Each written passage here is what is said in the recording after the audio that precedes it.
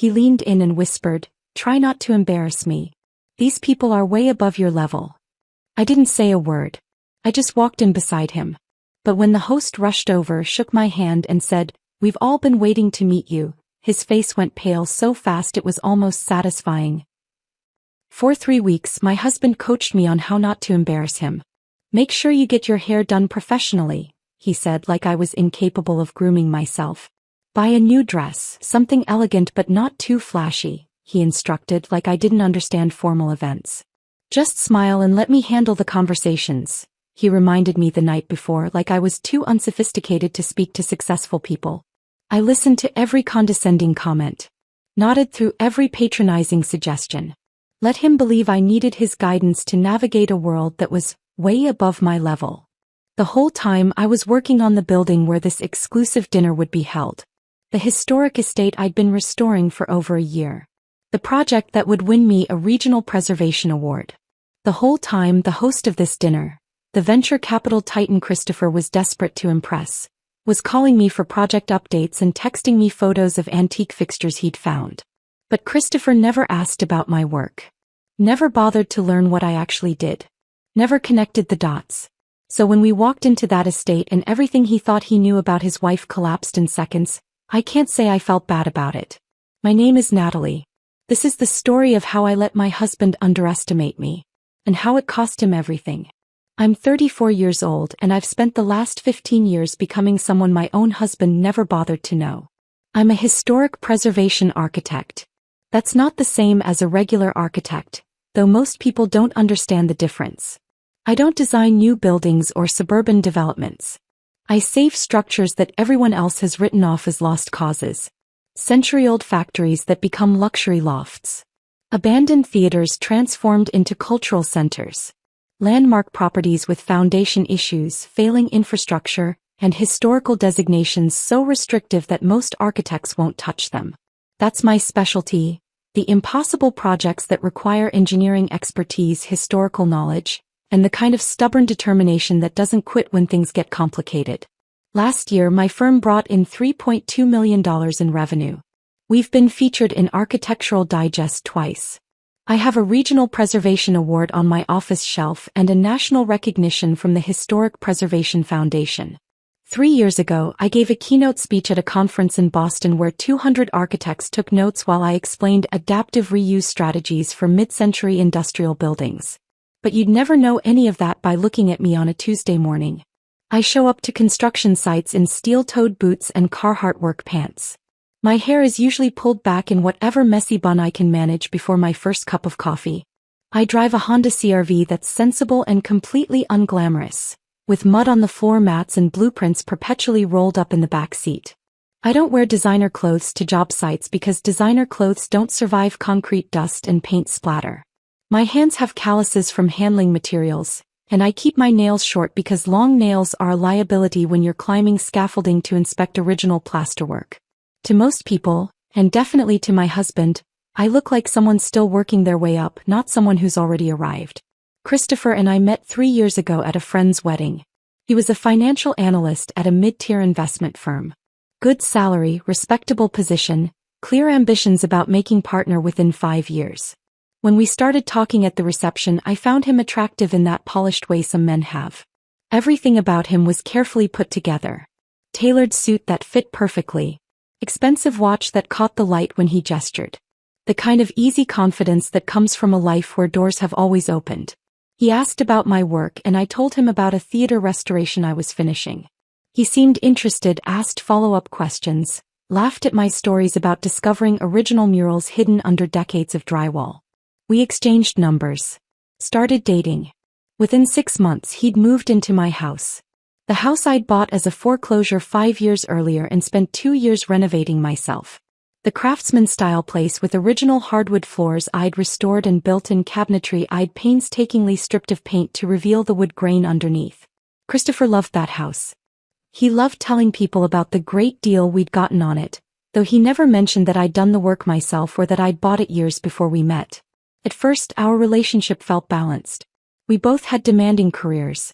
We'd meet for dinner and talk about our days. Or at least he'd talk about his days. The clients he was pursuing, the financial structures he was building, the office politics he was navigating. I'd listen, ask questions, offer support when he needed it. Looking back now, I realize how rarely the conversation went the other way. When I talked about projects, his attention would drift. He'd nod at the right moments, but I could see his eyes glaze over slightly. If I got excited about solving a structural problem or tracking down a source for period-appropriate materials, he'd smile indulgently, the way you might smile at a child showing you their crayon drawing. He complimented my appearance regularly. Told me I was beautiful, especially when I dressed up for his company events. But alongside those compliments came suggestions. Small things at first. Maybe wear heels instead of flats next time. Have you thought about a different hairstyle? That dress is nice, but something with a recognizable label might make a better impression. I told myself he was being helpful. That he understood professional image better than I did, coming from the corporate world where appearance mattered. That relationships required compromise, required adjusting to each other's needs and expectations. The comments escalated gradually enough that I didn't see the pattern forming. You work too much, he'd say when I brought blueprints home on weekends. Can't your team handle some of this? Do you really need to be at every site visit? Or, maybe it's time to upgrade your wardrobe. You can't show up to important events looking like you just left a construction site. Or, delivered one evening when I came home exhausted after a 14-hour day managing a crisis with a failing subcontractor. I know your buildings are important to you, but eventually you have to think about our future together, not just your projects. Our future. Like my career wasn't part of that equation. Like the work I'd built over 15 years was some separate hobby that existed outside the life we were supposed to be creating. I started noticing other things too. How he'd introduce me at his company events. This is my wife, Natalie. She's an architect. Said with a smile that didn't quite reach his eyes, followed quickly by pivoting the conversation back to his own work. How he'd check his phone whenever I talked about a project achievement.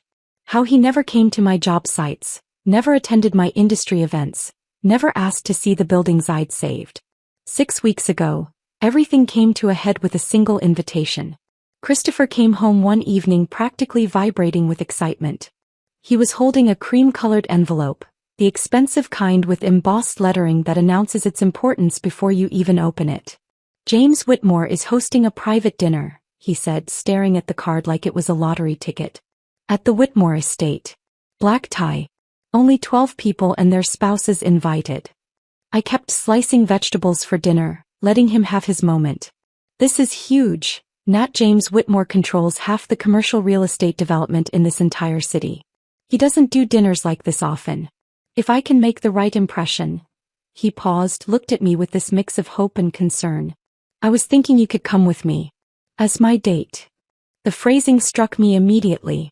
Not, will you come with me, or, I'd love to have you there. But you could come with me. Like he was extending an invitation to something I might not be qualified for. Like he wasn't entirely sure I'd fit but felt obligated to ask anyway. Of course, I said. When is it?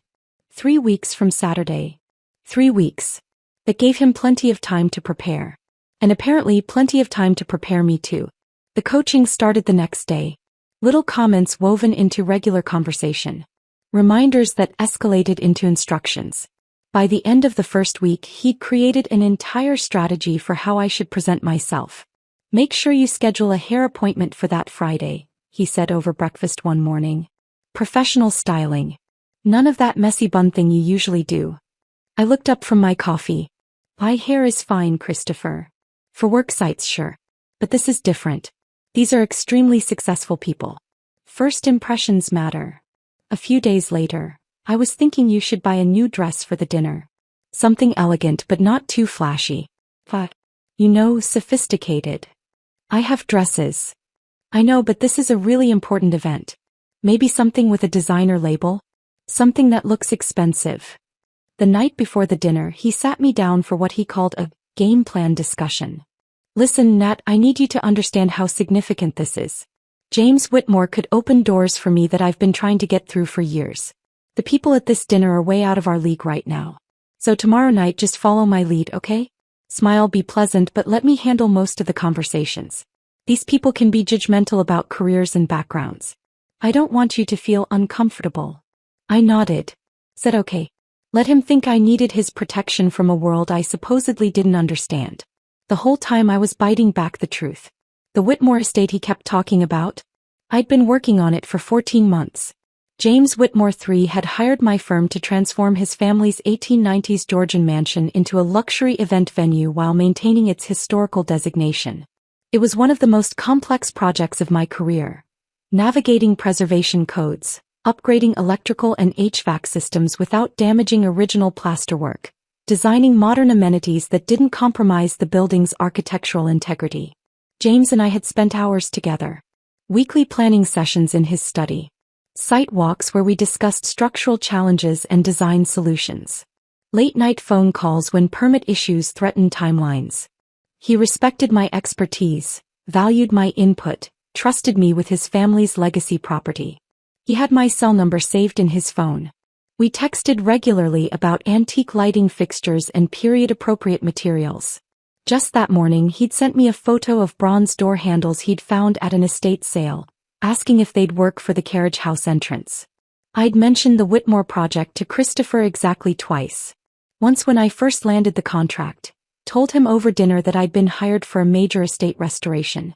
He'd said, "That's great, babe," and gone back to scrolling through his phone. The second time was about 6 months ago when I explained I'd be working late for several weeks because we were in a critical phase of construction.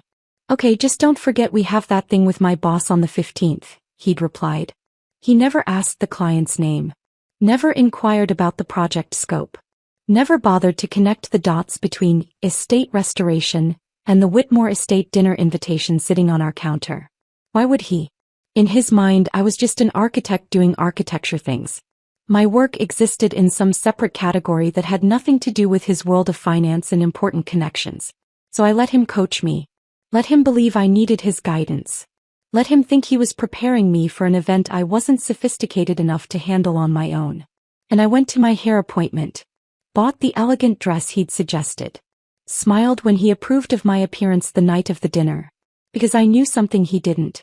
In about 2 hours, my husband's entire understanding of who he'd married was going to crumble. Every assumption he'd made, every condescending comment he'd delivered, every time he'd treated my career like a cute hobby, all of it was about to be revealed for what it was. And I wasn't going to say a word to stop it. The morning after Christopher received that invitation, he started a spreadsheet. I found him at the kitchen table on Saturday, laptop open, notepad beside him, researching every name on the guest list like he was preparing for a military operation.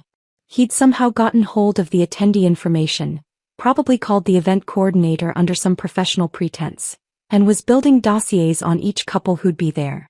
Michael Patterson, founder of Patterson Capital, he muttered, typing notes.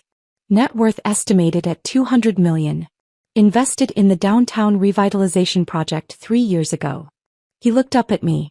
I need to find a way to mention that I follow commercial real estate trends. Make it seem natural, not forced. I poured myself coffee and watched him work. This was Christopher in his element. Strategizing, positioning, calculating exactly how to present himself for maximum impact. He'd always been like this about networking.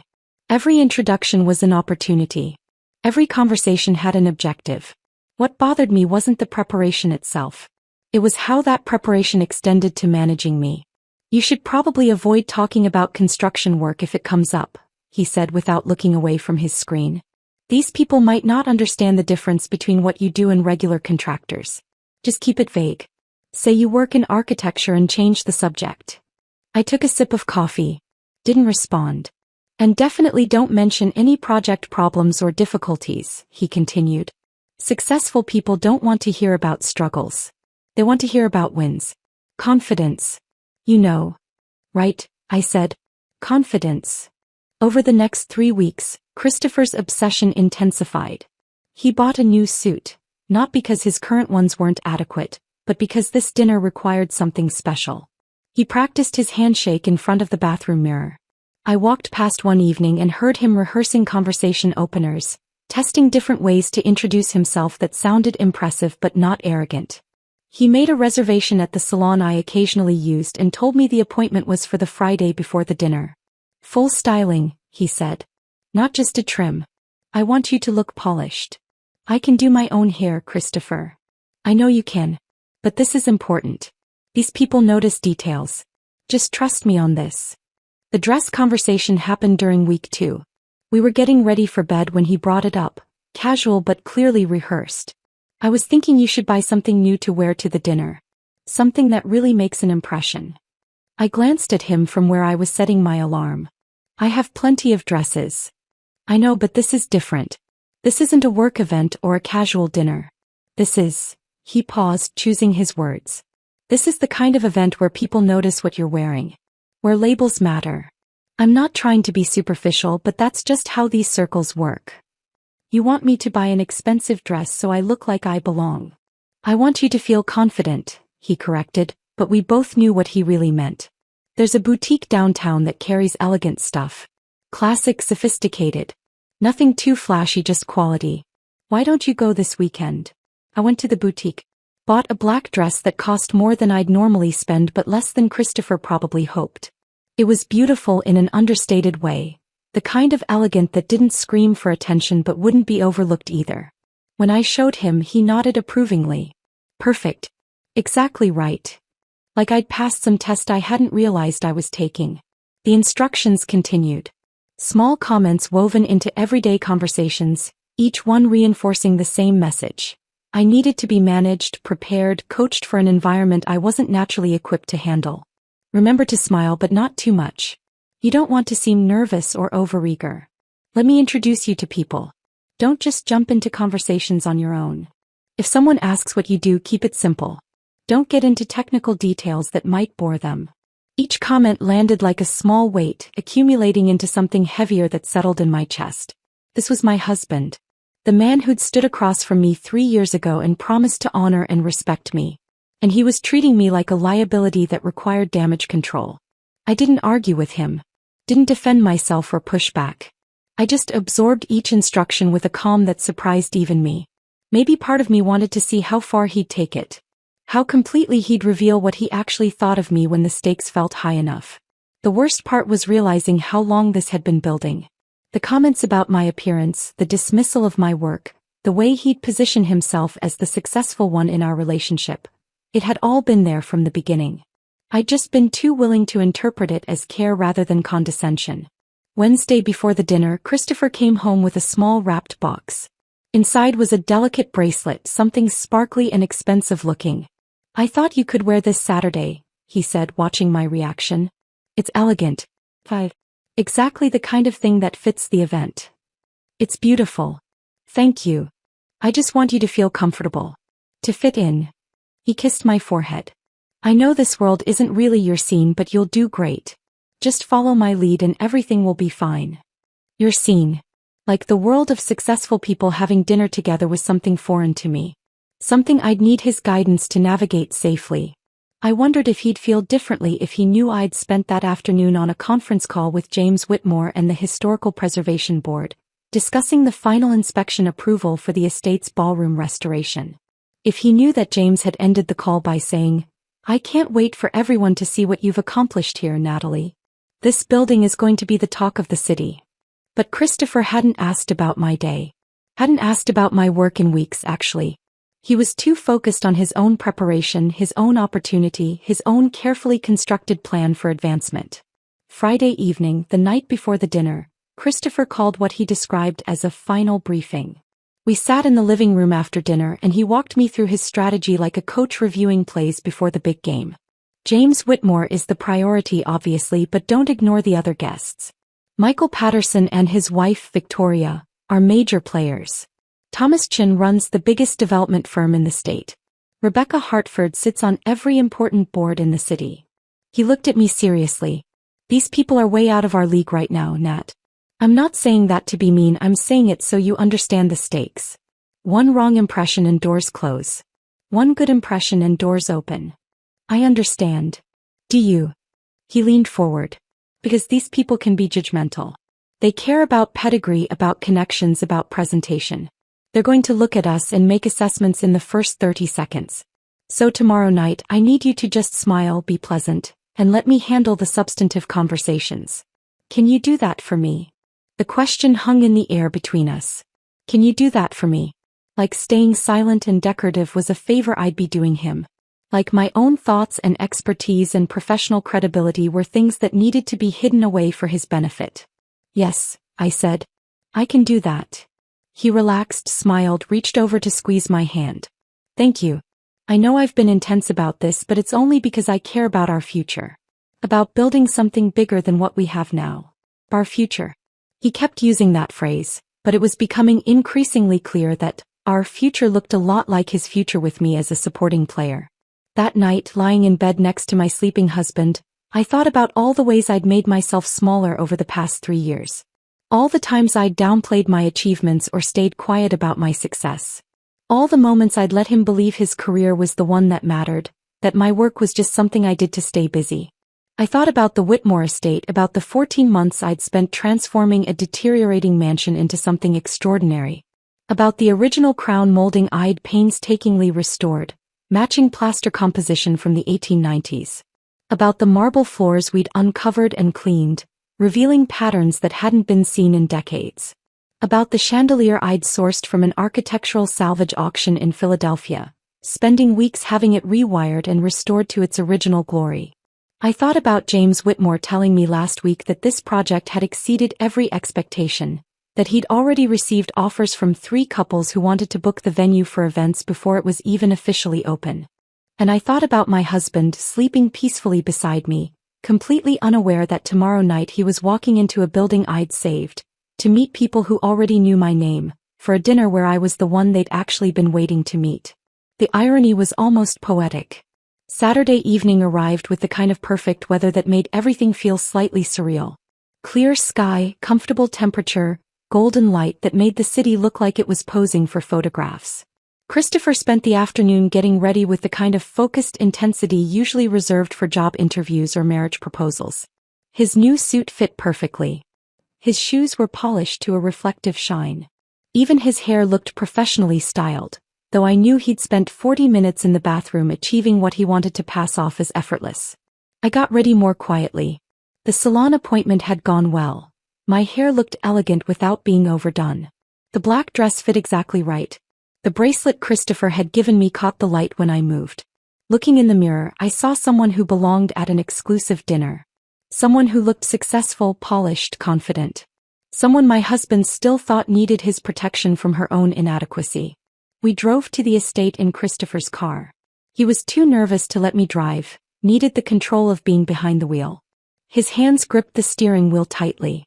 He kept taking deep breaths, the kind you take when you're trying to calm anxiety that won't quite settle. "You look beautiful," he said as we got closer. "Really beautiful. You're going to make a great impression." "Thank you. Just remember everything we talked about, okay? Smile, be warm, but let me lead the conversations. These people are extremely influential. We only get one shot at this." We pulled up to the estate's entrance and I felt Christopher's energy shift into something almost electric. This was it. His moment. The opportunity he'd been building toward. The building looked stunning. The exterior lighting I'd personally selected highlighted the restored limestone facade. The original bronze doors gleamed from months of careful restoration. The garden pathway was lined with period-appropriate lanterns that created a warm, welcoming glow. All of it, every detail had been specified, sourced, and approved by me. Christopher parked, turned off the engine and sat for a moment collecting himself. Then he turned to me with that expression I'd come to recognize over the past 3 weeks. Serious. Paternal. Vaguely condescending. "Listen, Nat. I need you to understand how important tonight is. These people are extremely influential. James Whitmore alone could change the entire trajectory of my career." He reached over and took my hand, squeezing it firmly, not affectionately but like he was trying to make sure I was paying attention. "So please just try not to embarrass me tonight. These people are way above your level. Way above mine too, honestly. But I'm trying to get us there. So just follow my lead. Smile. Be pleasant. Let me do the talking." "Okay." I looked at my husband. Really looked at him. Saw a man who'd spent 3 weeks preparing for an evening he thought would define him. A man who'd coached and managed and instructed his wife because he genuinely believed she wasn't capable of navigating this world on her own. A man who had absolutely no idea who he'd married. "Okay," I said quietly. And I meant it. I would let him walk into that building. Let him try to impress the host who already had my number in his phone. Let him attempt to network with people who'd specifically asked to meet me. I would let him see finally and completely exactly who I was. We got out of the car and walked toward the entrance together. We walked into the foyer and I felt Christopher's anxiety radiating beside me like heat.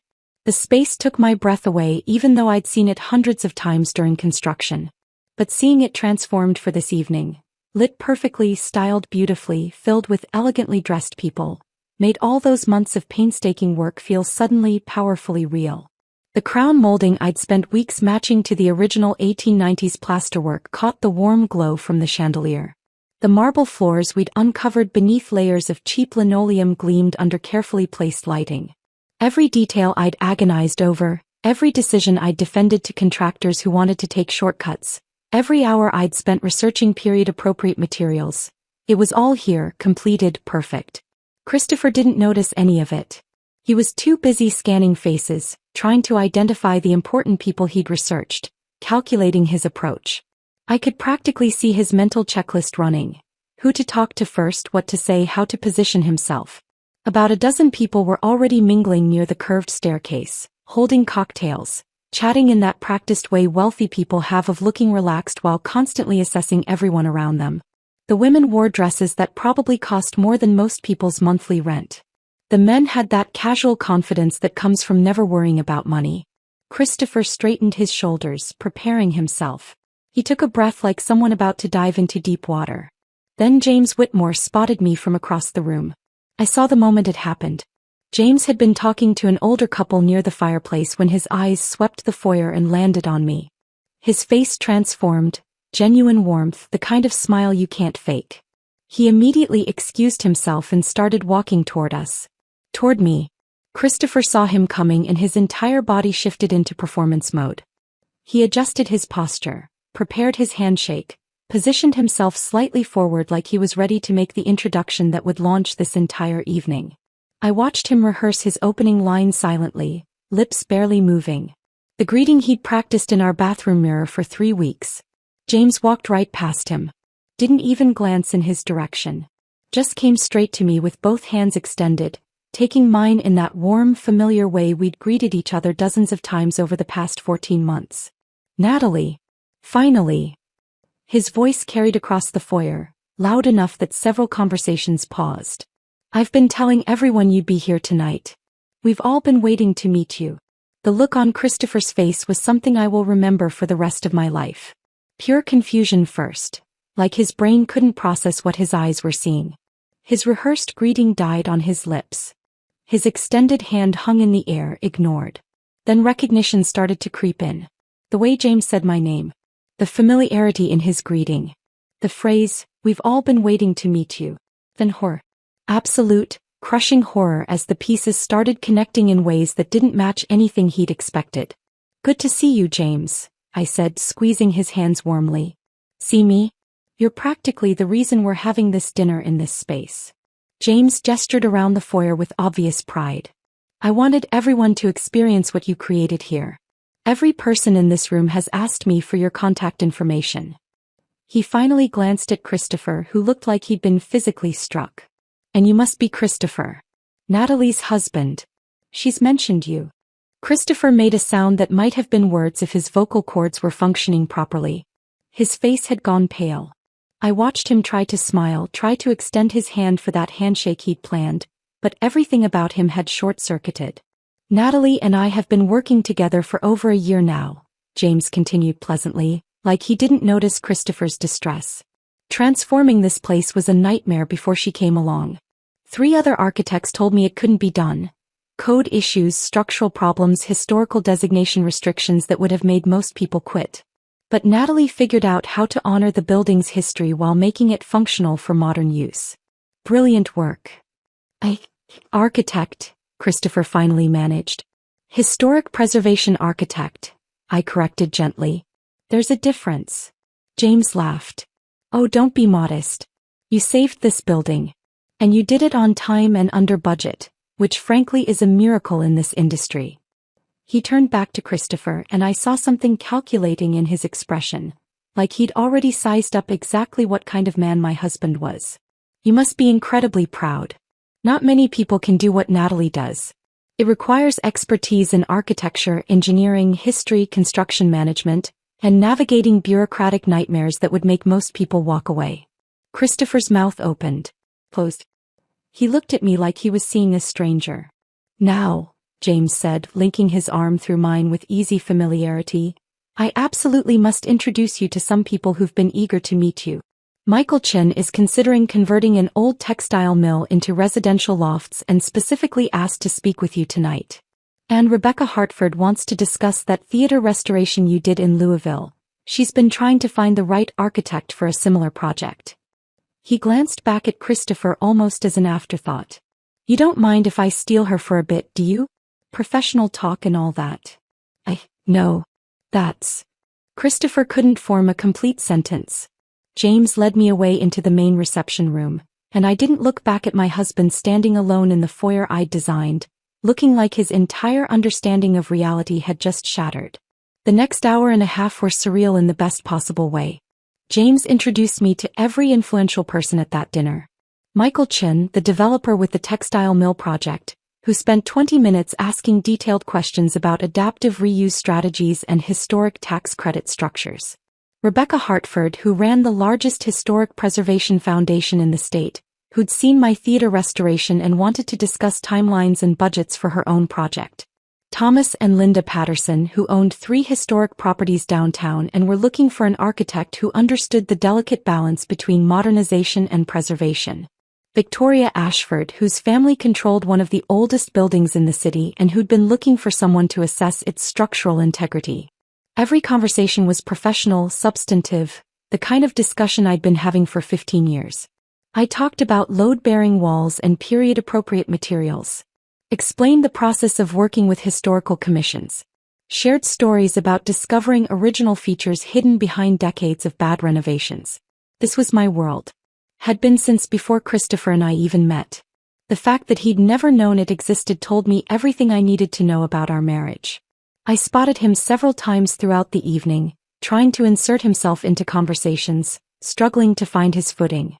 Without the James Whitmore connection he'd been banking on, without me standing beside him as his entry point, he was just another financial analyst at a party full of people who controlled actual capital. He'd approach a group, introduce himself, try to steer the conversation toward investment opportunities or market trends. People were polite but disinterested. They'd nod, make vague acknowledging sounds, then turn back to their previous discussions. At one point I saw him corner one of the waiters complaining about something, probably the scotch selection or the timing of the appetizers. The young man's face flushed, but he handled it professionally, the way service workers do when they're used to dealing with difficult guests. I'd seen Christopher treat staff that way before. Always found some small thing to criticize, some way to establish hierarchy. I told myself it was just him being particular about quality. Now I saw it for what it was. A man who needed to feel superior to anyone, and chose people who couldn't push back. About 90 minutes into the evening, James found me talking with the Pattersons about a potential hotel renovation and gently interrupted. Natalie, I hate to pull you away, but could I get your professional opinion on something? The audio system contractor for the ballroom sent over revised plans, and I think there might be an issue with how they're proposing to mount the speakers. I'm worried about the ceiling medallions. Of course. Let's take a look. We excused ourselves and walked through the main hall toward James's private study. As we passed the bar, I caught Christopher watching us, his expression unreadable but intense. James's study was exactly as I remembered from our planning sessions. Rich wood paneling, built-in bookshelves, large desk positioned to face the window overlooking the gardens. He closed the door behind us and gestured for me to sit. Before we discuss audio systems, he said, settling into his desk chair, I wanted to give you this. He handed me an envelope. Inside was a check for $75,000. I stared at the number, then looked up at him in shock. James, this is your performance bonus for completing the project ahead of schedule and under budget, he said firmly. You earned every penny. This building should have taken 18 months minimum and cost close to $6 million. You did it in 14 months for 4.5. You've already paid for yourself 3 times over, and that's before we even factor in the increased property value. I don't know what to say, Say you'll accept it and stop being so modest about your achievements. He pulled out the audio system plans and spread them across the desk. Now about these speaker mounts. Am I right to be concerned about drilling into the original plaster around the medallions? We spent the next 20 minutes discussing the technical details, the kind of problem-solving conversation I genuinely loved. How to integrate modern audio without compromising historical elements. Whether wireless systems would work given the building's thick walls. The best way to conceal wiring without damaging original features. This was why I loved my work. Not the money or the recognition, though both were nice, but the challenge of solving puzzles that required both creative thinking and technical expertise. The satisfaction of preserving something beautiful while making it functional for modern needs. When we finally returned to the dinner party, I immediately spotted Christopher. He was standing alone near the bar, nursing what looked like his third or fourth drink, watching the room with an expression I'd never seen on his face before. Anger mixed with humiliation, mixed with something that looked disturbingly like fear. Our eyes met across the space. For the first time in our 3-year relationship, he looked at me and saw someone he didn't recognize. Someone he'd completely underestimated. Someone he couldn't manage or control or dismiss. Someone who didn't need him at all. The realization was written plainly across his face, and despite everything, despite 3 weeks of condescension and 3 years of being treated like my achievements didn't matter, I felt a wave of sadness wash over the vindication. This was my husband. And he'd never actually known me. The car ride home was silent in a way that made the air feel dense and suffocating. Christopher gripped the steering wheel so hard his knuckles had gone white. His jaw was clenched tight enough that I could see the muscle jumping beneath the skin. He stared straight ahead at the road like he was trying to bore a hole through the windshield with sheer force of will. I looked out the passenger window at the passing streetlights, watching them blur into streaks of gold against the darkness. Each one we passed felt like a small measure of distance opening up between who I'd been an hour ago and who I was becoming. Something inside me had shifted during that dinner. Not broken exactly. More like settled into place after years of being slightly misaligned. 3 years of small dismissals and condescending comments. 3 years of being treated like an accessory rather than a partner. 3 years of watching my husband look past me while claiming to love me. It had all crystallized into something I couldn't unsee anymore. A clarity so sharp it cut. We turned onto our street and Christopher's breathing changed. Shorter, harder, like he was trying to control something that wanted to explode out of him. He pulled into our driveway. Put the car in park. The engine ticked in the sudden silence. Neither of us moved. Then Christopher's hands dropped from the steering wheel and he turned to face me, his expression somewhere between fury and devastation. You made me look like a complete fool tonight. His voice was low, controlled, but shaking at the edges. I turned to him slowly. Kept my own voice calm. How exactly did I do that? How did you? He stopped, took a breath, tried again. You knew James Whitmore. You've been working with him for over a year. You've been working on that entire estate. And you never thought to mention that to me. I did mention it. Twice. You weren't interested. His face flushed red. You said you were working on an estate renovation. You didn't say it was James Whitmore's estate. You didn't say you were some kind of award-winning preservation expert who everyone at that dinner wanted to meet. I'm not some kind of expert, Christopher. I felt exhausted suddenly. Bone-tired. I'm an architect who's been doing this work for 15 years. You just never bothered to ask what that actually meant. That's not fair. Isn't it? My voice rose slightly despite my efforts to stay level. When was the last time you asked me about a project? When was the last time you showed any interest in my work beyond whether it interfered with your schedule? I've always supported your career. You've tolerated it, I corrected. There's a difference. You tolerated my work as long as it didn't inconvenience you or make you look bad. But the second it became visible, the second other people saw what I actually do, you're angry. Not proud. Angry. Christopher's hands clenched into fists on his lap. You deliberately hid this from me. You let me walk into that dinner thinking I was bringing my wife to impress people, and instead you're the one everyone wanted to meet. Do you have any idea how humiliating that was? I didn't hide anything. I told you about the Whitmore project when I got the contract. I told you I'd be working late because we were in a critical phase. You just didn't listen because you didn't care. I care about you. You care about the version of me that fits into your life plan, I said. The version that shows up to your work events looking appropriately successful but not too successful. The version that supports your career without having one that might overshadow yours. He stared at me like I'd slapped him. That's not true. Then why did you spend 3 weeks coaching me on how not to embarrass you? Why did you tell me those people were above my level? Why did you treat me like a liability that needed to be managed? Because I was trying to help you. I didn't need help, Christopher. I needed a husband who respected me, who saw me, who bothered to know who I actually was instead of deciding who I should be. The words hung between us in the car and I watched him process them. Watched him cycle through justifications and defenses, searching for the angle that would make him right and me wrong. He couldn't find it. You should have told me, he said finally, quieter now. You should have told me you were working with James Whitmore. That you knew all those people. That you were, he struggled with the words. That you were more successful than I realized. Why? I asked. So you could take credit for my connections? So you could use my relationships to advance your own career? So you could stop being embarrassed by me and start being proud that you'd married well? That's not, I never said I was embarrassed by you. You didn't have to say it, Christopher.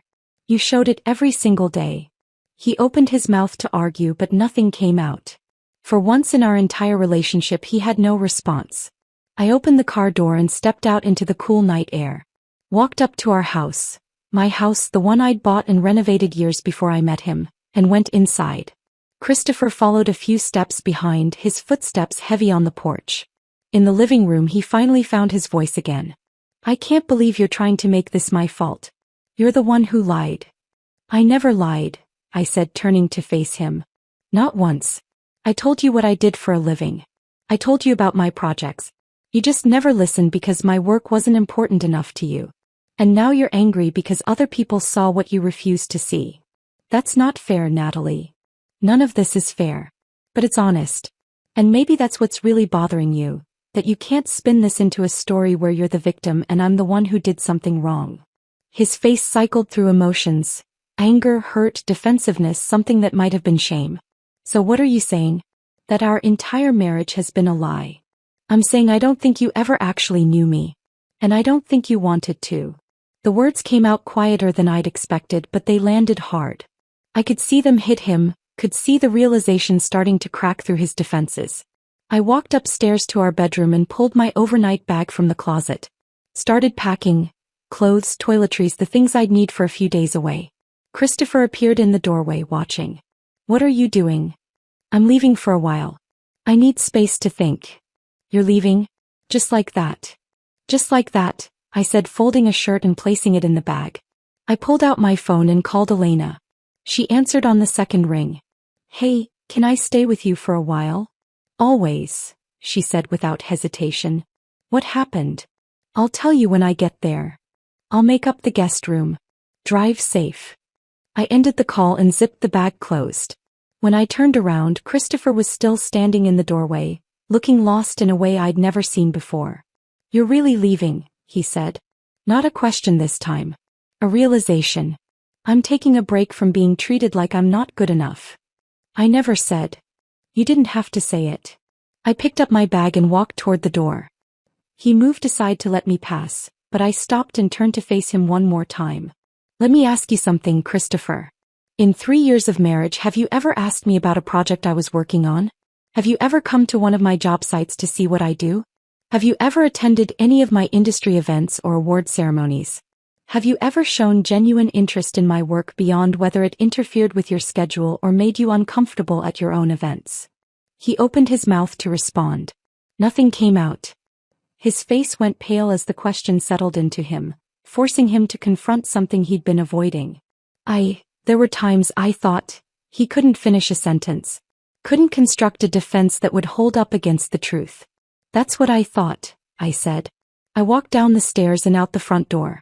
Got into my car, my sensible, unglamorous Honda CR-V with blueprints in the back, and drove away from the house where I'd spent 3 years making myself smaller to fit into someone else's limited vision of who I should be. In my rearview mirror, I could see Christopher standing in the doorway, silhouetted against the light from inside. He looked smaller somehow. Diminished. Or maybe I just finally stopped seeing him as bigger than he actually was. My phone buzzed with a text from Elena. Asterisk doors unlocked. Wine is breathing. Take your time. Asterisk. I drove through the quiet streets toward her apartment on the other side of town, and with each mile I felt something loosening in my chest. Something that had been clenched tight for longer than I'd realized. Not freedom exactly. Not yet. But the first breath before it. The beginning of understanding that I deserved more than someone who saw me as a project to manage rather than a person to know. The beginning of realizing that the problem had never been me. I pulled into Elena's parking lot 20 minutes later and sat in the car for a moment, letting the engine tick down into silence. My phone lit up with a text from Christopher. Asterisk, please come home. We need to talk about this. Asterisk. I didn't respond. Instead, I grabbed my bag and walked up to Elena's apartment, where the door opened before I could knock and my best friend pulled me into a hug that felt like the first solid ground I'd stood on in years. Tell me everything, she said. So I did. Elena's apartment became my sanctuary for the next week.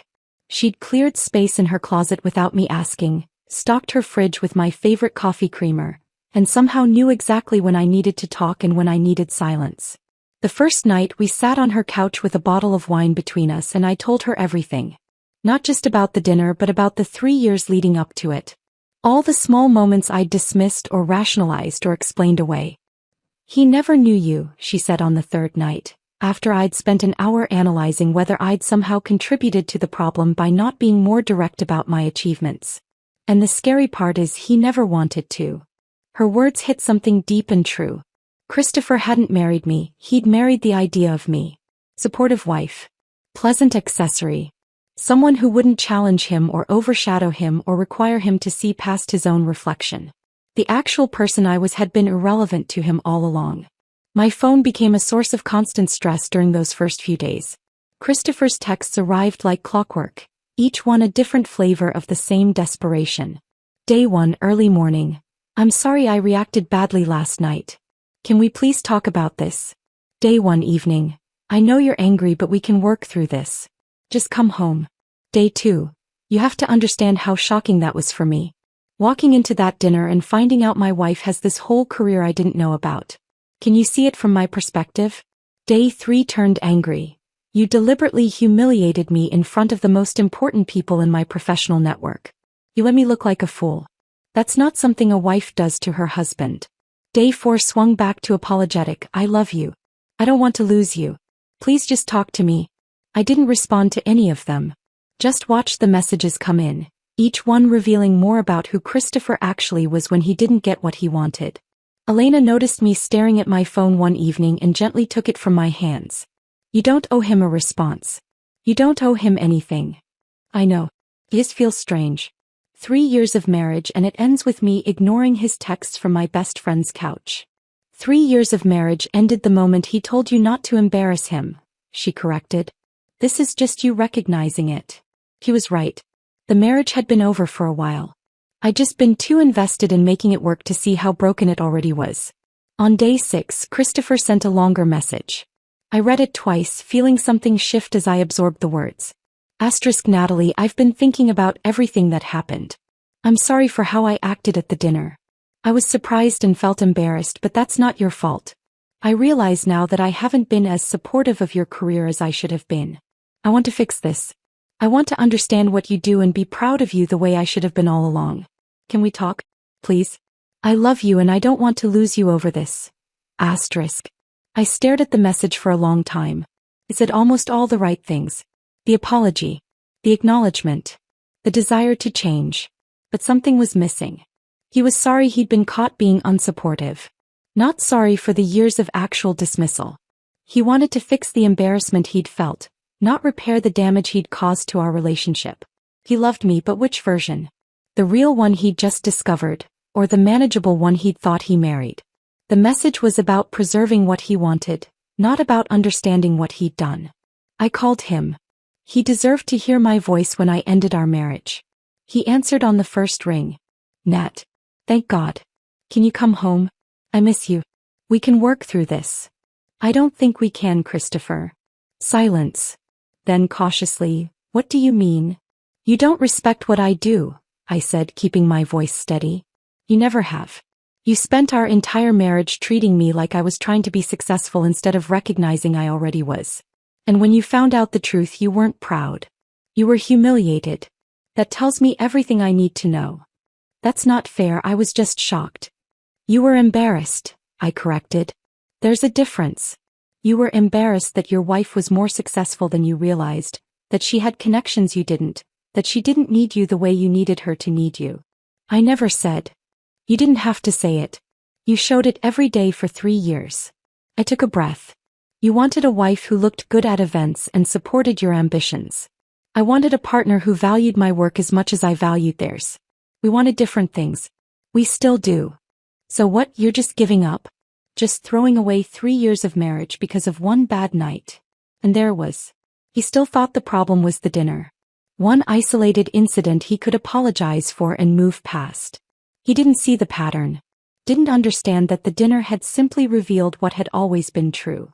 I'm not giving up, I said quietly. I'm accepting reality. And the reality is I deserve someone who doesn't think I need to prove my worth to be worth loving. I never said you weren't worth, Natalie, that's not what this is about. It's exactly what this is about. And I think you know that. I think that's why you're so angry. He went silent. I could hear him breathing on the other end of the line, could almost feel him searching for the right words that would make this go away. He couldn't find them. I'm going to file for divorce, I said. I wanted you to hear it from me first. Natalie, please. I ended the call. 2 weeks later I filed the papers. My attorney was efficient and sympathetic. The asset division would be straightforward. The house was mine from before the marriage, our bank accounts had always been separate, and Christopher had no claim to my business. What I didn't expect was how quickly the story would spread. Within a month, the tale of the husband who didn't know his wife was the architect everyone wanted to work with had become industry gossip. I heard different versions of it, some accurate, some embellished, told at conferences, shared over client dinners, passed around at networking events. People I'd never met knew the story. Some found it inspiring. Others found it hilarious. A few used it as a cautionary tale about assumptions and ego. My phone rang constantly with new project inquiries. People who'd been at the dinner wanted to work with me. People who'd heard about the dinner wanted to meet me. James Whitmore had apparently been sharing the story himself, framing it as an example of why he valued substance over image. The attention was flattering and overwhelming in equal measure. Meanwhile, Christopher's professional world was imploding in ways I heard about through mutual acquaintances. Apparently, he tried to leverage his connection to Natalie to network with some of the guests from the dinner. Reached out to Michael Chin about investment opportunities, mentioned casually that his wife was the architect Chin had been so impressed by. James Whitmore had shut that down immediately. Made it clear to his network that Christopher was not affiliated with my firm, did not have professional access to me, and should not be representing himself as connected to my work. The message was unambiguous. Christopher had embarrassed himself, and attempting to profit from his wife's reputation would only make it worse. I heard through a former colleague that Christopher's firm had passed him over for the promotion he'd been expecting. The official reason was fit concerns and professional judgment issues. The unofficial reason, according to office gossip, was that he'd made a fool of himself in front of some of the firm's most important potential clients. Turns out embarrassing yourself in front of the region's most influential investors has consequences. I didn't take satisfaction in it exactly. Christopher's professional struggles weren't something I'd orchestrated or celebrated. But I didn't feel sorry for him either. He'd built his career on image and connections, on knowing the right people and saying the right things. When that foundation cracked, the whole structure became unstable. Meanwhile, my career, built on actual expertise and completed projects and relationships based on mutual respect, remained solid. The difference was stark enough to be its own lesson. Elena and I talked about it one evening over dinner at her place. I'd been staying there for 3 weeks by that point, and we'd fallen into an easy rhythm of coexistence. Do you think he'll be okay? She asked. Christopher, I mean. Professionally. I considered the question honestly. Eventually, probably. He's smart and capable when he's not trying so hard to impress people. Maybe this will teach him something. And personally, I thought about the texts that had finally stopped coming. About the divorce papers he'd signed without contest. About the marriage that had looked functional on the surface but had been hollow underneath. "I think he'll find someone who fits the image he wants," I said. "Someone who's happy being the supportive wife who doesn't challenge him. And maybe that'll make him happy." "But it wouldn't have made you happy." "No," I agreed. "It really wouldn't have." Elena raised her glass. "To knowing the difference." I clinked my glass against hers and smiled. For the first time in weeks, maybe years, I felt like I could breathe all the way down to the bottom of my lungs. The grief was still there. The loss of 3 years, the death of what I'd hoped the marriage could be. But underneath the grief was something stronger. Relief. And the quiet, growing certainty that I'd made the right choice. 3 months after I filed for divorce, I saw Christopher at my favorite coffee shop. It was a Tuesday morning, early enough that the place was still quiet. I'd just ordered my usual when I spotted him sitting at a corner table, laptop open, looking like he belonged there. Our eyes met. He nodded, gave a small wave, then went back to his screen like it was the most natural thing in the world. I took my coffee and left without acknowledging him further. The next week I saw him again. Different day, same coffee shop, same corner table. This time he was on his phone, but he looked up when I walked in. Another small nod. Another pretense of casual coincidence. The third time I was walking back to my car after a site meeting near Elena's neighborhood and spotted his car parked across the street from her building. He was sitting in the driver's seat, scrolling through his phone. When he saw me notice him, he started the engine and drove away. That evening I texted him, "You need to stop showing up places I am. It's not coincidence anymore. It's deliberate." His response came 10 minutes later. "I live in this city too. I have a right to go wherever I want. You don't own these places." Technically true. Legally, I had no grounds to tell him where he could or couldn't be. But the pattern was becoming undeniable. Coffee shop. The street near my office. Outside Elena's building. Always just present enough to be noticed, never close enough to be called harassment. Watching. Waiting. Making sure I knew he was there. I told Elena about it that night over dinner. She listened with growing concern, her expression darkening as I described each incident. "That's not coincidence," she said firmly. "That's stalking behavior. You need to document every time you see him. He's not doing anything illegal. Not yet. But men who do this kind of thing escalate. Start keeping a record. Dates, times, locations. Just in case." I started the documentation that night, feeling uneasy about what it implied. That my marriage wasn't just ending, it was devolving into something uglier. Then the colleague calls started. First it was David, an architect I'd worked with on a municipal building restoration 2 years ago. "Hey Natalie, weird question, but did you ask Christopher to reach out to me? He called yesterday asking about that library project we did together. Wanted to know who the client was, what the budget was, whether you were still working with them." My stomach tightened. "No, I didn't ask him to contact you." "What did you tell him?" "Nothing." It felt off, so I said I couldn't discuss client information. He got kind of pushy about it though. Said he was just trying to understand your work better.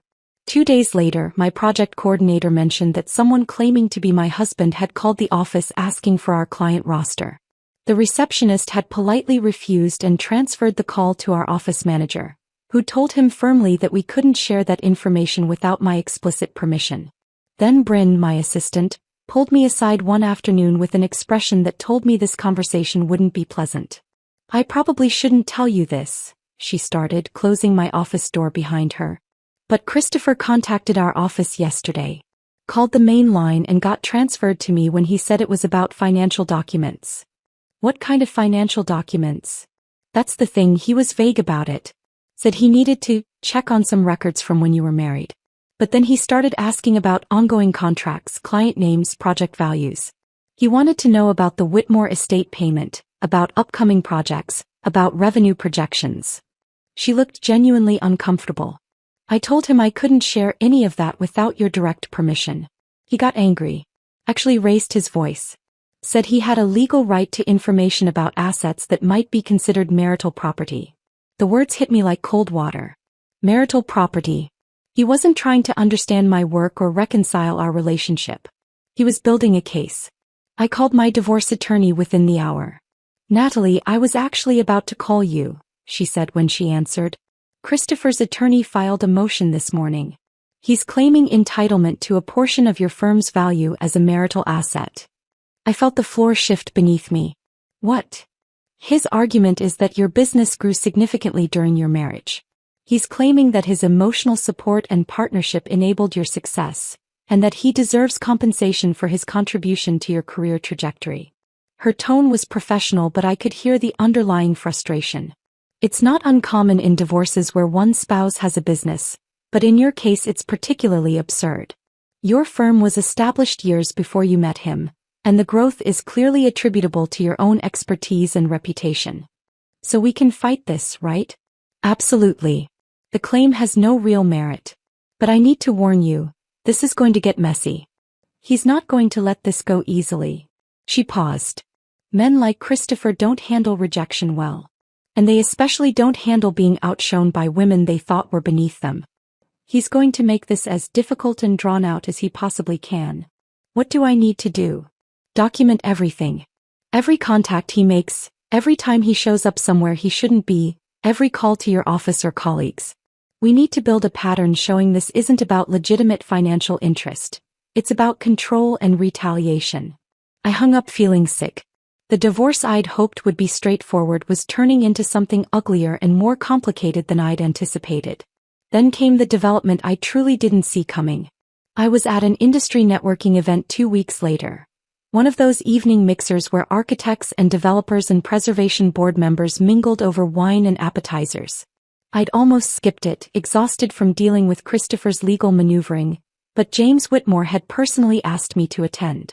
He wanted to introduce me to someone interested in a theater restoration project. I was talking with the potential client when I spotted Christopher across the room. My first thought was confusion. Christopher had never attended these events when we were married. He'd always claimed they were boring, too niche, not relevant to his field. Then I saw the woman with him. She was young, mid-20s maybe, dressed professionally but trying slightly too hard. The kind of outfit that announced ambition. She was smiling up at Christopher like he was explaining something fascinating.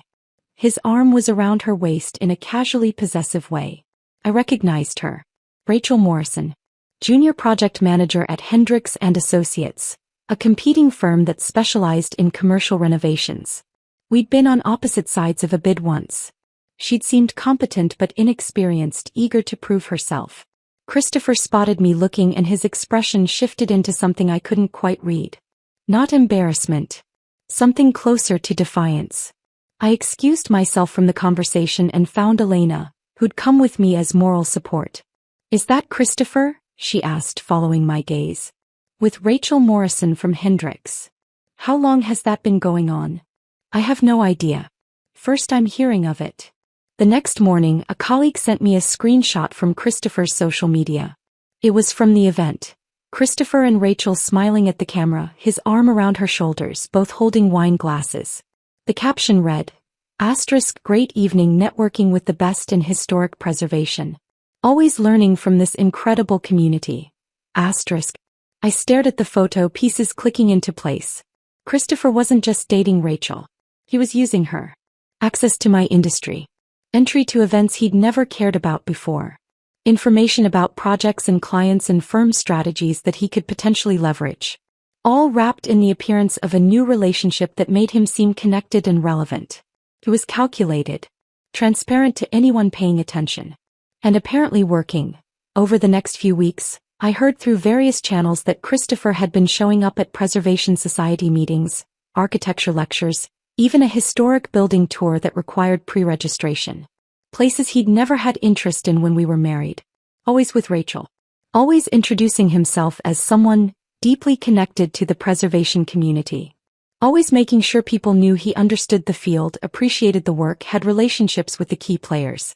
He was rebuilding his reputation through proximity to my world. The world he'd dismissed as unimportant for 3 years was suddenly his new professional identity. And Rachel, whether she realized it or not, was his access point. I mentioned it to my attorney during our next call.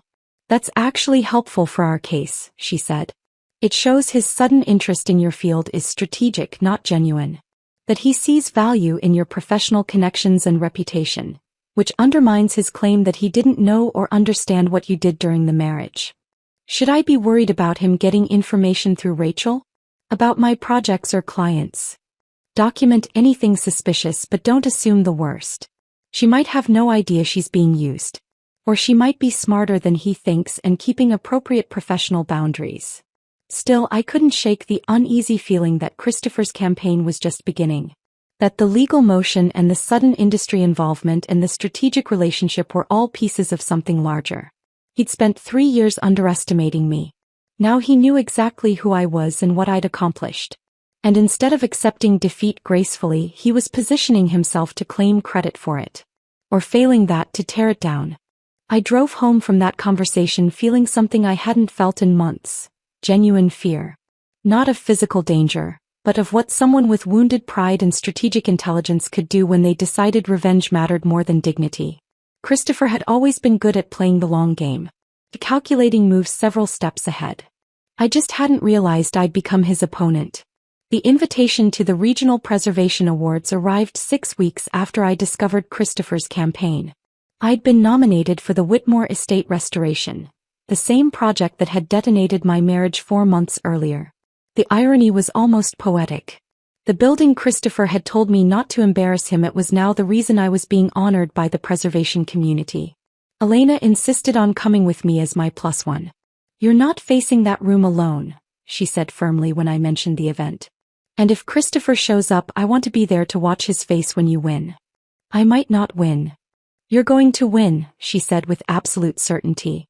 "And you're going to look amazing doing it." The ceremony was held at the historic Grandview Hotel, a beautifully restored property from the 1920s. The ballroom was filled with architects, developers, preservation board members, and city officials, basically everyone who mattered in the regional historic preservation world. I wore a deep blue dress that Elena had helped me pick out, something elegant and confident without trying too hard. My hair was styled professionally, jewelry understated. When I looked in the mirror before we left, I saw someone who belonged in that room. Someone who'd earned her place there. We arrived early and I immediately started recognizing faces. Colleagues I'd worked with. Clients from past projects.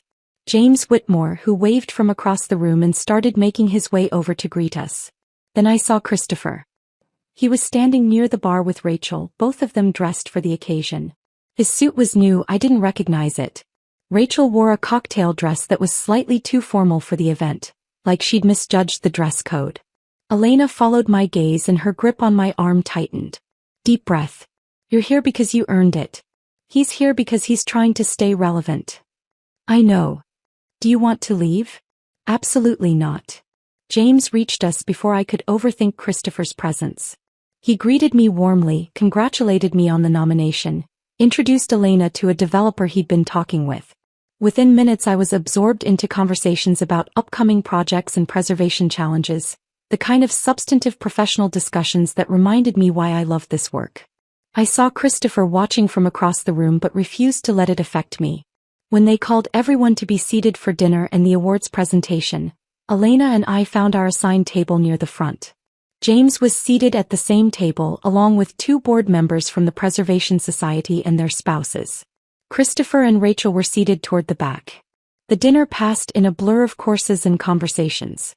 My stomach was too tight with nerves to eat much, but I smiled and engaged and pretended I wasn't counting down the minutes until they announced the restoration category. Finally, the awards began. They started with smaller categories.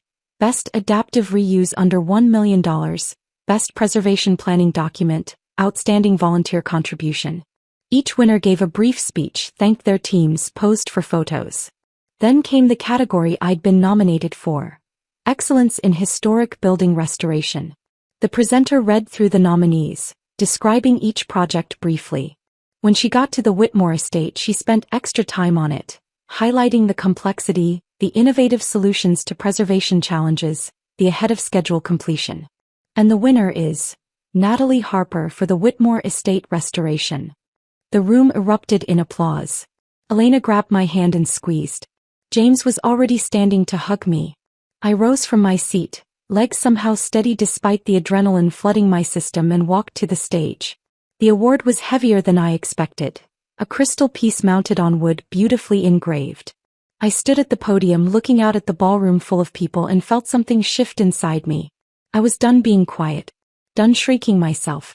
Done letting anyone make me feel like my accomplishments needed to be hidden or apologized for. Thank you, I began, my voice clear and strong. This award represents 15 years of work that not everyone valued or understood. I saw Christopher in the back of the room, his posture rigid. There were people in my life who saw my dedication to historic preservation as an inconvenience rather than a calling. Who thought that showing up to job sites in work boots meant I wasn't successful. Who told me not to embarrass them in front of important people, not realizing those important people were calling me for advice. I didn't say his name. Didn't point. Didn't need to. Half the room knew the story. I could see recognition dawning on faces, could see people glancing toward the back where Christopher sat. His face had gone deep red. Rachel looked confused, uncomfortable, like she was starting to piece together something she didn't like. This award belongs to everyone who's ever been underestimated, I continued. To everyone who's been told they're not enough or too much or somehow wrong for being exactly who they are.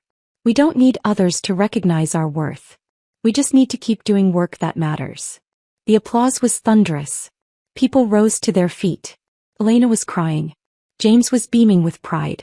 I left the stage with the award in my hands and my head held high, feeling lighter than I had in years. After the ceremony ended, people swarmed to congratulate me. I shook hands, accepted compliments, posed for photos. The conversations blurred together in a warm haze of validation and professional respect. I was talking with a developer about a potential project when I felt a hand on my arm. Christopher. We need to talk, he said tightly. Elena materialized at my other side. No, you really don't. This doesn't concern you, Christopher said to her, not taking his eyes off me. Actually, it does. Natalie asked me to be here specifically so she wouldn't have to deal with you alone. I gently touched Elena's arm. It's okay. I'll handle this. She gave Christopher a look that could have stripped paint, then stepped back, but not far. Christopher steered me toward the coat check area, slightly away from the crowd. Rachel trailed behind us, looking increasingly distressed. That speech was a cheap shot, Christopher said, his voice tight with barely controlled anger. You purposely humiliated me in front of everyone. Again. I looked at him with a calm I'd earned through months of therapy and painful self-reflection. I didn't mention your name, Christopher. If you felt humiliated, that's your conscience recognizing truth. You made it obvious. I told my story. If it makes you uncomfortable, maybe that's something you should examine. He stepped closer and I saw something dangerous flash in his eyes. You've been trying to destroy my reputation since the divorce. Suddenly James Whitmore was there, positioning himself subtly between us. Is there a problem here? Christopher's face went pale. His anger deflated like a punctured balloon as he registered who'd just interrupted. No problem, Christopher said stiffly, taking a step back. I was just congratulating my ex-wife on her award. James smiled, but it didn't reach his eyes. Natalie's earned every recognition she's received. Her talent speaks for itself. Always has. He turned to me. Rebecca Hartford is looking for you. She wants to discuss that theater project. It was a clear dismissal. I nodded gratefully and started to turn away. Natalie, Christopher started. But Rachel suddenly spoke up, her voice cutting through the tension. I need to use the restroom. Excuse me. She walked away quickly, heading toward the hallway where the restrooms were located. I followed a moment later, wanting to escape the confrontation, and found myself in the quiet of the ladies' room washing my hands when Rachel emerged from a stall. Our eyes met in the mirror. She looked shaken. Almost tearful. Can I talk to you for a minute? I dried my hands slowly. Okay. I need to tell you something. She took a breath, steadying herself. Christopher's been using me. I didn't see it at first, but tonight made it obvious. Rachel, you don't have to. Yes, I do. Because you deserve to know. She leaned against the counter. He asked me out right after your divorce was filed. Said he wanted to stay connected to the architecture community, that he'd always been interested in preservation but never had time to explore it during his marriage. It seems sweet. Genuine. I waited, saying nothing. But he's been asking me about your firm's projects. Trying to get information about clients you're working with, upcoming bids, strategy meetings. I thought he was just curious, trying to understand the field better. But tonight after your speech, she swallowed hard. He said you'd always been a manipulative person who got lucky. That you deliberately humiliated him to advance your own career. That he was going to make sure you paid for what you'd done to his reputation.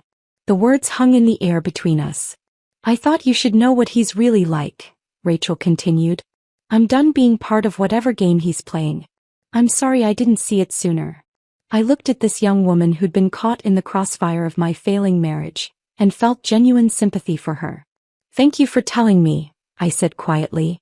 And I'm sorry you got pulled into this. I should have known better. She managed a weak smile. Lesson learned, I guess. She left the restroom and I stood there for a moment processing what I'd just heard. Then I pulled out my phone and texted my attorney. Need to talk tomorrow morning. Have new information about Christopher's behavior. Rachel Morrison willing to provide statement. The response came within seconds. Perfect. This might be exactly what we need to end his legal nonsense. I walked back out to the ballroom, found Elena, and quietly told her what had happened. So Rachel's finally figured out she's being used, Elena said. Good for her. Better late than never. Her statement could end Christopher's claim to my business. Then tomorrow's going to be a very good day. I looked across the ballroom one last time and saw Christopher standing alone near the exit, Rachel nowhere in sight. He looked smaller somehow. Diminished. Or maybe I just finally stopped seeing him as larger than he actually was. The morning after the awards ceremony, I met with my attorney armed with Rachel's willingness to provide a statement. We sat in her office with coffee and legal pads, and I recounted everything Rachel had told me. The timeline of Christopher's pursuit. His questions about my projects and clients. The comments he'd made after my acceptance speech. This is exactly what we needed, my attorney said, making notes. It establishes a clear pattern of strategic manipulation. He wasn't a supportive spouse contributing to your success. He was actively dismissive of your work until he saw an opportunity to exploit it for his own benefit. Rachel came in later that afternoon and gave her statement. She was nervous but resolute, detailing every conversation where Christopher had steered the topic toward my firm, every question about clients and contracts, every attempt to position himself as connected to my professional world. I feel stupid for not seeing it sooner, she said as she signed the affidavit. But I want to make it right. You're doing the right thing now, my attorney assured her. That's what matters. 2 weeks later we presented everything to the judge handling our divorce case. Rachel's sworn statement. Documentation from my assistant about Christopher's calls to the office. The pattern of him showing up at places I frequented. His sudden involvement in preservation industry events he'd never attended during our marriage. My attorney laid it out methodically. Mr. Bennett is claiming he supported Mrs. Harper's career and deserves compensation for that support. The evidence shows the opposite. He dismissed her work, showed no interest in her projects, and actively discouraged her professional development. His current actions demonstrate that his motion isn't about fair asset division. It's retaliation for being publicly revealed as someone who underestimated his wife. The judge reviewed the materials, asked a few clarifying questions, then made her ruling. Christopher's motion was dismissed with prejudice, meaning he couldn't refile it. His attorney was advised that continuing this line of argument would be considered harassment and could result in sanctions. The divorce would proceed as originally proposed. Split of marital assets acquired during our marriage, but no claim to my firm or its growth. Christopher's attorney advised him to accept the settlement. He signed the papers without further contest. 6 months after I'd walked out of our house with a single bag, the divorce was finalized. I never spoke to Christopher again. The dissolution of my marriage opened up space for my career to expand in ways I hadn't allowed myself to hope for. The 4 projects I'd connected with at that dinner all moved forward. The textile mill conversion became one of my firm's most challenging and rewarding projects, transforming industrial space into residential lofts while preserving the original brick and timber structure. The theater restoration won us another award and led to 2 more similar projects. The historic hotel renovation brought us regional recognition. The mixed-use development in the Landmark District established us as the go-to firm for complex preservation work. I hired 3 new architects within 8 months. All of them were talented, passionate about preservation, and brought perspectives that strengthened our work. I promoted Bryn to senior project manager and she thrived in the role. We moved into a larger office space in a restored 1920s building downtown. The irony of housing a preservation firm in a preserved building wasn't lost on me. Our work environment became a testament to what we valued. Original wood floors, exposed brick, period details maintained alongside modern functionality. I won 2 more awards that year. Got featured in a national architecture magazine in an article about women leading the preservation movement. Was invited to give a keynote speech at a regional conference where I talked about the intersection of historical integrity and modern sustainability. And for the first time in years, maybe ever, I enjoyed my success without filtering it through someone else's insecurity. Without wondering if I was being too proud or too visible or too much. I was just enough. Exactly as I was. 6 months after the divorce was finalized, James Whitmore invited me to another dinner at his estate. This one was smaller, more intimate, just a handful of preservationists, architects, and developers discussing a collaborative waterfront revitalization project. The city wanted to transform a deteriorating industrial corridor into a mixed-use district while maintaining the area's historic character. It was the kind of complex, multi-phase project that required coordination between multiple firms and specialties. That's where I met Daniel. He was a structural engineer specializing in historic buildings, brought in to consult on seismic retrofitting for the older warehouses along the waterfront. We ended up sitting next to each other at dinner, and within 5 minutes we were deep in conversation about a Victorian-era building that needed earthquake reinforcement without destroying its architectural character. The challenge is integrating modern structural support into buildings that weren't designed for it, he said, gesturing with his wine glass. You can't just bolt steel frames to brick walls and call it done. You have to understand how the original structure works, what's carrying load, where you can intervene without compromising integrity. Exactly, I said, feeling that spark of connection that comes from talking with someone who genuinely gets it. It's the same with restoration. You're not just fixing what's broken, you're understanding the original intent and honoring it while making the building functional for contemporary use. When someone mentioned I'd done the Whitmore estate restoration, Daniel's face lit up with genuine interest. That ballroom ceiling work was incredible, he said. How did you match the plaster composition to the original? And the load-bearing modifications you made to support the chandelier without damaging the roof structure. I've been recommending people study that project. Not, wow, you did that, or, I'm impressed.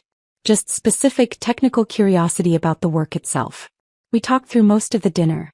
About projects we'd worked on, challenges we'd solved, the satisfaction of preserving something beautiful while making it safe and functional. About the frustration of building codes that didn't account for historic structures, and the creativity required to find solutions that satisfied both preservation standards and modern safety requirements. 3 weeks later we met for coffee. That turned into dinner. Then a weekend hike where we spent 4 hours talking about everything and nothing. Daniel came to my job sites without being asked, genuinely interested in seeing the work in progress. He attended an awards ceremony where I received recognition for the textile mill project, and afterward asked detailed questions about the structural challenges we'd faced. When I talked about projects, he listened, not with polite attention but with real engagement. He treated me like a partner, not an accessory. 4 months into dating, I knew I'd found something different. Something real. We were having dinner at his place when he asked, "Have you ever thought about what you want long-term? In a relationship, I mean." I considered the question honestly. I want someone who sees me, who values what I do not because it's impressive, but because they understand why it matters. Someone who doesn't need me to be smaller or quieter or different than I am. That seems like a pretty reasonable baseline, Daniel said. Not something you should have to ask for. You'd think so. But my marriage taught me that not everyone sees it that way. He reached across the table and took my hand. Your ex-husband was an idiot. I laughed. That's becoming increasingly clear. I mean it. You're brilliant at what you do. Passionate about it. Successful in ways most people only dream about. And he made you feel like that was something to apologize for. Daniel shook his head. His loss. Completely. It was the simplest statement, but it settled into me like truth I'd been waiting to hear from someone who actually meant it. A year after that dinner that changed everything, I ran into Christopher one last time. I was grabbing coffee before a client meeting when I saw him at a corner table.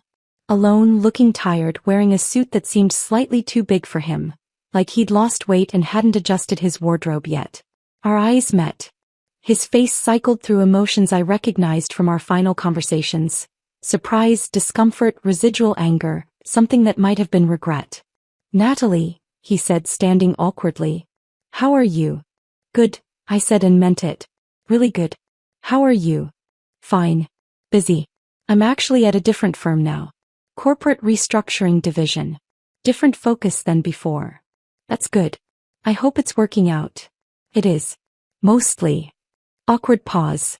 "I heard you won another award. For that mill project. Congratulations." "Thank you." We stood there in uncomfortable silence, two people who'd once been married now struggling to make basic small talk. Are you seeing anyone?" he asked. "I am. His name is Daniel. He's a structural engineer." Christopher nodded, processing that. "That's good. I'm glad you're happy. Are you seeing anyone?" "Not right now. Work's been demanding. Haven't had much time for dating." I wondered if that was true or if Rachel had been his last attempt at using relationships strategically and it had backfired badly enough to make him cautious. "Well," I said, "I should get going. Client meeting." "Right. Of course." He hesitated, then said quietly, "Natalie, I'm sorry. For all of it. The way I treated you during our marriage. The legal stuff after. All of it. You deserved better." I looked at him and realized I didn't feel anger anymore. Just a distant sadness for the years we'd both wasted trying to make something work that was never going to. "I appreciate you saying that," I said. "I hope you find what you're looking for, Christopher. I really do." And I meant it. Because the best revenge wasn't his failure or my success. It wasn't the awards or the recognition or even the moment at that first dinner when everything he'd assumed about me crumbled. The best revenge was building a life where I didn't need revenge at all. Where I could show up exactly as I was, work boots and messy bun and hard-earned expertise, and know that was more than enough. Where I had work I was proud of, a partner who saw me clearly, and the quiet, unshakable knowledge that my worth had never depended on someone else recognizing it. I walked out of that coffee shop into the bright afternoon sun, got into my sensible Honda CR-V with blueprints in the back, and drove to my client meeting feeling lighter than I had in years. My phone buzzed with a text from Daniel. "Dinner tonight? Want to hear how the meeting goes?" I smiled and texted back, "Absolutely. Okay." And for the first time in longer than I could remember, my future felt like something I was building for myself, not something I was fitting myself into. That was worth more than any revenge could ever be. If this story of hidden success and public vindication had you cheering, hit that like button right now. My favorite part was when James walked right past Christopher to greet Natalie at that dinner. What was your favorite moment? Drop it in the comments below. Don't miss more empowering stories like this. Subscribe and hit that notification bell so you never miss an upload.